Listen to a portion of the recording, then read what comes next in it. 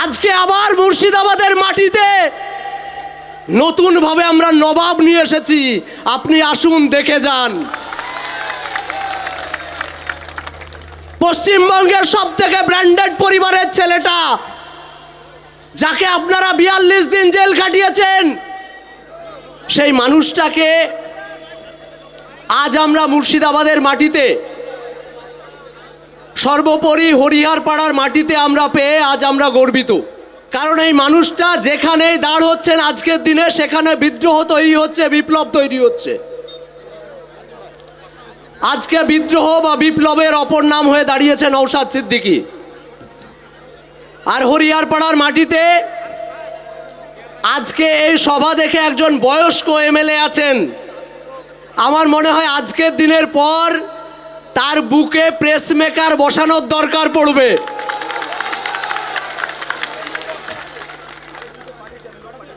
কারণ আজকে আমাদের সভাকে কোনো রকম ভাবে সফল করতে না দেওয়ার জন্যে রাজ্যের তৃণমূলের চেয়ারম্যান 300 মিটার দূরে বসে আছেন 40টা লোক নিয়ে।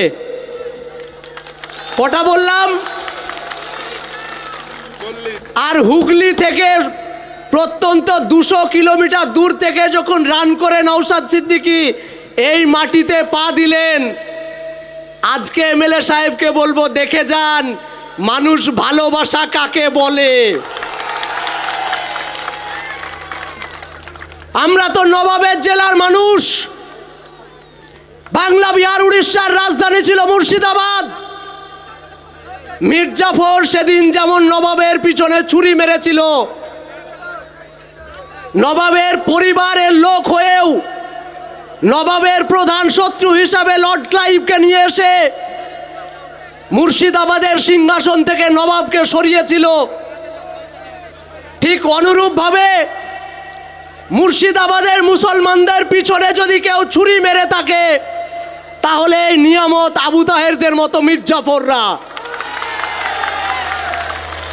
আজকে আবার মুর্শিদাবাদের মাটিতে নতুন ভাবে আমরা নবাব নিয়ে এসেছি।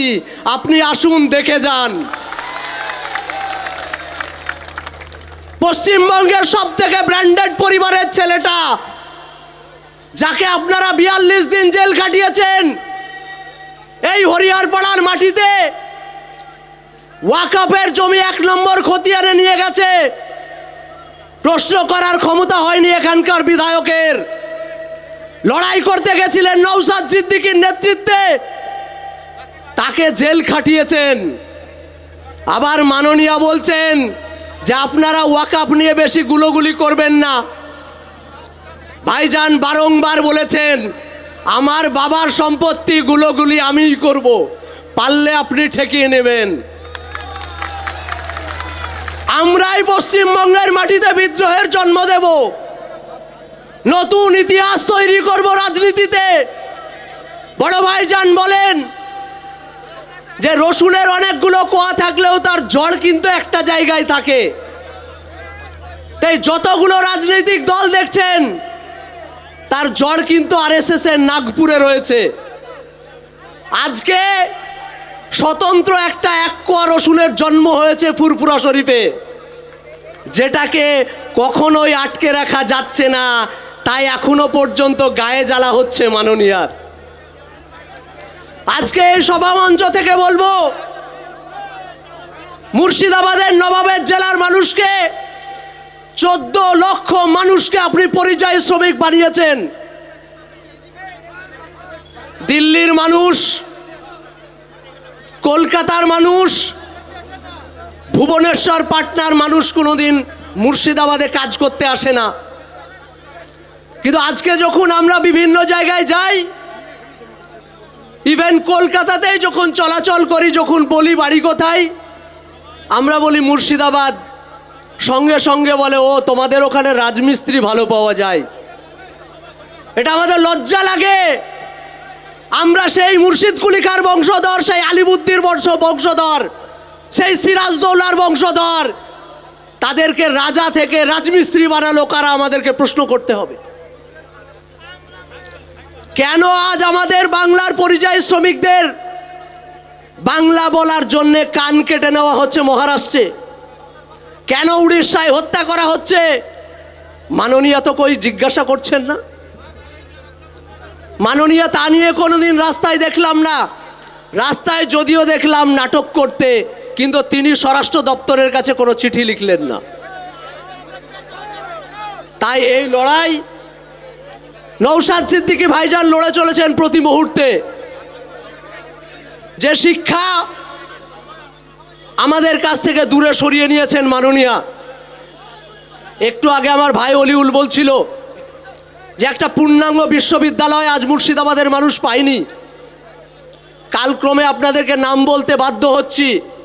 কিছুদিন আগে একজন আইপিএসের সঙ্গে আমাদের মুর্শিদাবাদের একজন মানুষ, আপনারা অনেকেই চেনেন, নজরুল ইসলামের সঙ্গে পার্সোনাল কথা বলছিলাম। উনি বলছেন, বাবা 15 বছর ধরে একটা ফাইল এই টেবিল থেকে ওই টেবিলে যায়নি। উনি বলছিলেন যে লোকের কাছে যাব, কৌটো কালেকশন করব, করে বিশ্ববিদ্যালয় করব, শুধুমাত্র মাননীয় অনুমতিটা দিন, আর কিছু লাগবে না আমার। তাহলে একটা বিশ্ববিদ্যালয়ের অনুমতি দিতে এত সমস্যা কোথায়? সমস্যা আছে।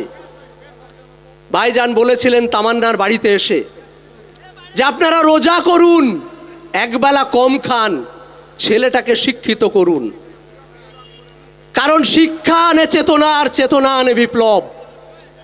পশ্চিমবঙ্গ নয়, মুর্শিদাবাদের মাটি থেকে বিপ্লব তৈরি হবে যদি শিক্ষা আসে মানুষের কাছে। তাই রাজমিস্ত্রির জেলা বানাতে গেলে, পরিযায়ী শ্রমিকদের জেলা বানাতে গেলে পূর্ণাঙ্গ বিশ্ববিদ্যালয় করা যাবে না। এটা মাননীয় স্ট্র্যাটেজি। কিন্তু আজ যখন মুর্শিদাবাদের মাটিতে মাননীয় আসেন প্রশাসনিক বৈঠকে, তখন আপনারা দেখতে পাবেন যে সব জি হুজুর দিদিমণি আপনি সব করে দিয়েছেন আমাদের জন্যে। এই নির্লজ্জ বেহায়ারা জিজ্ঞাসা করার ক্ষমতা হয় না যে মাননীয় এখনো পূর্ণাঙ্গ বিশ্ববিদ্যালয় পায়নি।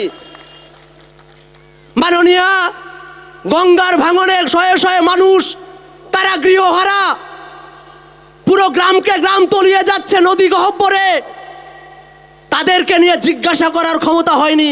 কয়েকদিন আগে একটা ভিডিও দেখছিলাম, আপনাদের বিধায়ক সাহেব বলছিলেন, দিদিমণি আপনি সব করে দিয়েছেন।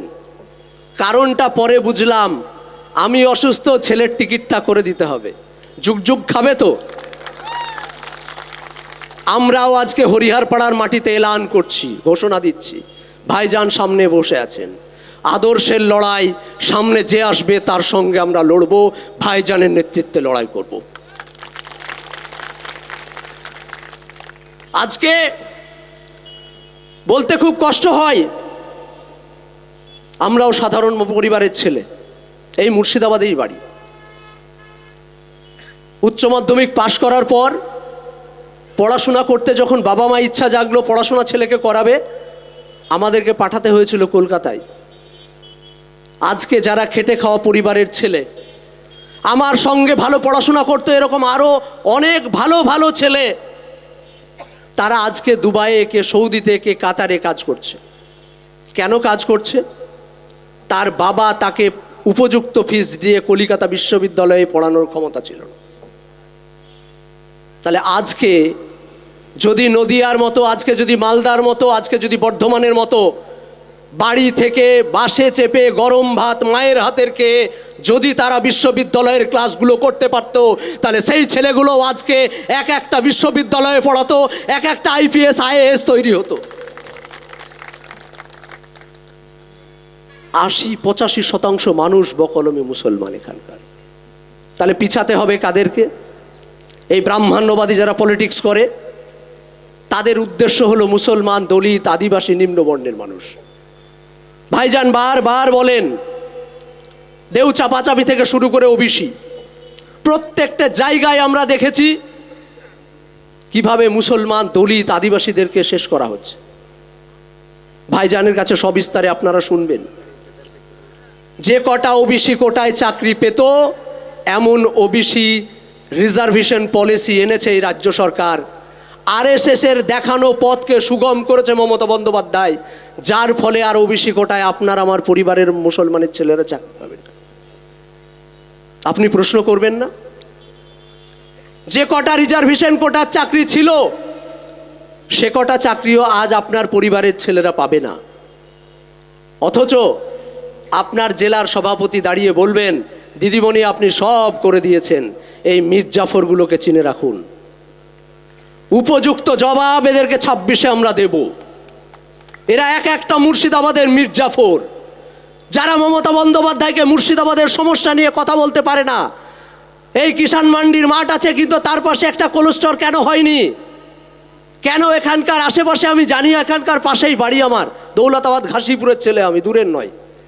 এই বিভিন্ন গ্রামে সবজির প্রচুর চাষ হয়। তো আজকে যদি এইখানে একটা হিমঘর তৈরি হতো তাহলে আপনাদের সবজিগুলো উপযুক্ত পরিমাণে দাম পেত। কিন্তু যখন আলু উঠে, সবজি উঠে, 3 টাকা 5 টাকা 7 টাকা কিলো দরে বিক্রি করতে হয়। তাও সিন্ডিকেট চালিয়ে রেখেছে এই মান্ডিতে। আমরা কারা করে সেটাও আমরা জানি। যারা একটা বিড়ি দুবার চুষে খেত, তৃণমূলের এই লুট রাজনীতির বদান্যতায় তারা স্করপিও চেপে ঘুরছে, তাদেরকেও আমরা চিনে রেখেছি। তার জবাব কিন্তু আমরা দেব। পরবর্তী বক্তব্য ভাইজান রাখবেন। ভাইজানের বরণ পর্ব শেষে আমি শেষ কথাই বলবো, নওশাদ সিদ্দিকী জিন্দাবাদ, আইএসএফ জিন্দাবাদ, ইন্ডিয়ান সেকুলার ফ্রন্ট।